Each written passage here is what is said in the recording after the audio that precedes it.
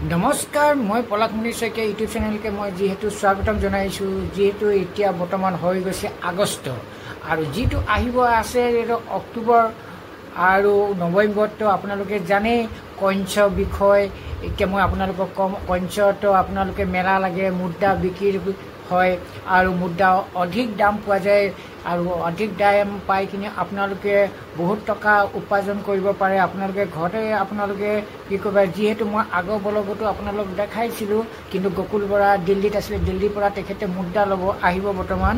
আৰু মই এতিয়া আপোনালোকক অলপ থুলমূলকৈ জনাই থওঁ, মই তাৰ বিষয়টো নাজানো আৰু যিহেতু বেপাৰী গকুল বৰাই নহয় জানো, আৰু তেখেত মোৰ ফ্ৰেণ্ডহে। আৰু যিহেতু মই আজি আপোনালোকক বুজাব গৈছোঁ, তাৰমানে কথাটো ক'ব গৈছোঁ আৰু বুজাবও যোৱা নাই। যিহেতু ৰাণী 1 টকীয়া ৰূপৰ মূল্যৰ দাম, ৰাণী 1 টকীয়া ৰূপৰ মূল্যৰ দাম পাই যদি আপোনালোকে ৰাখি থ'ব। আৰু গকুল বৰা বহুত জলদি আহি আছে আৰু এতিয়া আগষ্ট হৈ গ'ল বৰ্তমান। আৰু মুদ্ৰাটো পালে আপোনালোকে ৰাখি থ'ব, গকুল বৰা কানেকশ্যন কৰিব। মই আগৰ ভিডিঅ'টো বনাইছিলোঁ আৰু বহুত মানুহৰ পৰা তেখেতেও লৈছে।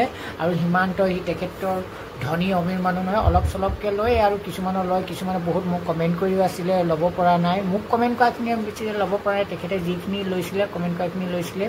আৰু তেখেতে কলিকতাত গৈছিলে, কলিকতাতো আপোনালোকৰ পৰা লৈয়ে, তাৰমানে আপোনালোকৰ নিচিনা মানুহৰ পৰা লৈয়ে তেখেতে কলিকতাত বিক্ৰী কৰিলে। আকৌ দিল্লীত গ'ল, দিল্লীতো তেখেতে আকৌ কোম্পানী জপত সোমাই ল'লে। আৰু এতিয়াতো ছিজনটো এপ্ৰিল মাহত হ'লেতো ছিজন নাহে নহয়, সেইকাৰণে বন্ধ হৈ আছিলে। এতিয়া আকৌ অক্টোবৰ মাহতে এইবিলাক আহে, আপোনালোকেতো জানেই। আৰু মই অলপ পইণ্টছ মোৰ অলপ থৈছোঁ আৰু আপোনালোকক দেখাইছোঁ। 1 মিনিট টন বেছি হেৰি কৰা নাই, এইকেইটাই থৈছোঁ। এইকেইটা কিমান কেনেকৈ কি হয় কি নহয়। আৰু মই অলপ থুলমূলকৈ অলপ আপোনালোকক কথাবিলাক দাঙি ধৰিলোঁ। আৰু যিহেতু মোৰ চেনেলৰ যোগেদি আকৌ গকুল বৰাক আপোনালোকে দেখিবলৈ পাব। আৰু গকুল বৰাই অলপ কালেকশ্যন কৰিব, সিমান কালেকশ্যন নকৰে যে প্ৰত্যেকৰে লাখ লাখ মানুহক কালেকশ্যন কৰিব, সেইটো কথা নহয়। সেইটো অলপ চলপকৈ কালেকশ্যন কৰে, অলপ লগাই। যেনে আপোনালোকৰ ঘৰত দুজন আছে, তাৰ দুজনৰ পৰাই কালেকশ্যন কৰিব, সেনেকুৱা কথাবিলাক। আৰু ঘৰতহে ওলাইছে, গাঁৱত আছে, এনেকৈ দুজনৰ পৰাই কালেকশ্যন কৰিব, সেনেকুৱা আৰু কথাবিলাক। আৰু ইমানখিনি মানুহ কালেকশ্যন কৰিব নোৱাৰে, অলপ চলপ কালেকশ্যন কৰে, সি কলকাতাত বিক্ৰী কৰে আৰু লাভটো খায়, সেয়াই। আৰু মই এতিয়া আপোনালোকক ইমানেই মই আপোনালোকক থুলমূলকৈ জনালোঁ। আৰু আপোনালোকে কইনবিলাক থ'ব, তেখেত আহিলে মই ভিডিঅ'টো সুন্দৰভাৱে বনাই দিম আৰু তেখেতৰ লগত আপোনালোকে যোগাযোগ কৰি কইনটো ল'ব। কিন্তু আৰু কিছুমানে ঠগেও, কিন্তু আপোনালোক ঠগিব নিদিব। আৰু বাহিৰৰ মানুহ আহিলে কইনচ ল'ব হ'লে যিহেতু অলপ ঠগে, আৰু গকুল বৰাই আমাৰ অসমৰ নগাঁৱতে তেখেতৰ ঘৰ, আৰু তেখেতেতো নঠগে না, সেইকাৰণে আপোনালোকে অসমীয়া মানুহক আপোনালোকে ধৰি লওক বাহিৰৰ মানুহ আহিলে ঠগে। বাহিৰৰ মানুহ আহিলে কিছুমানে কয় মোক ইমান টকা একাউণ্টত পঠাই দিয়ে, ইমান টকা হেৰি কৰে, সেইটো কেতিয়াও প্ৰভু কৃষ্ণ নকৰিব, ভগৱান আপোনালোকে কেতিয়াও নকৰিব, ঠিক আছে। আৰু মোৰ ভিডিঅ'টো আপোনালোকৰ পৰা আজিলৈ বিদায় মাগিছোঁ, ইমানে সমাপ্ত কৰিছোঁ। টন বলক গুণৰ পিছতে আৰু কি কৰোঁ কি নকৰোঁ লাগিলোঁ। বৰ্তমান এতিয়া আৰু চাহ খাওঁ, পকৰা আৰু চাহ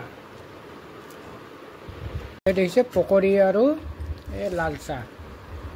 বলক গুণৰ পিছত কি নকৰোঁ লাগিলে আজি যিহেতু ডাৱৰীয়া বতৰ। হেল্ল' দোস্ত, চাহ আৰু খাবলৈ একদম বঢ়িয়া লাগিছে, যিহেতু ঠাণ্ডা বতৰ। বলকটো বনোৱাৰ পিছতে চাহ আৰু পকৰি খাইছোঁ, লাল চাহ।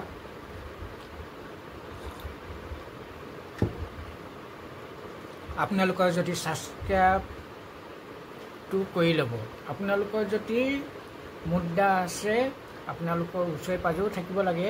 আৰু মই এবাৰ গুচি গ'লেতো আপোনালোকে নাপাব। আপোনালোকে মোৰ চেনেলটো ছাবস্ক্ৰাইব কৰি ল'ব। অক্টোবৰ মাহত পুৰা ধামাকাৰ অফাৰ আপোনালোকে ধনী হ'ব পাৰিব।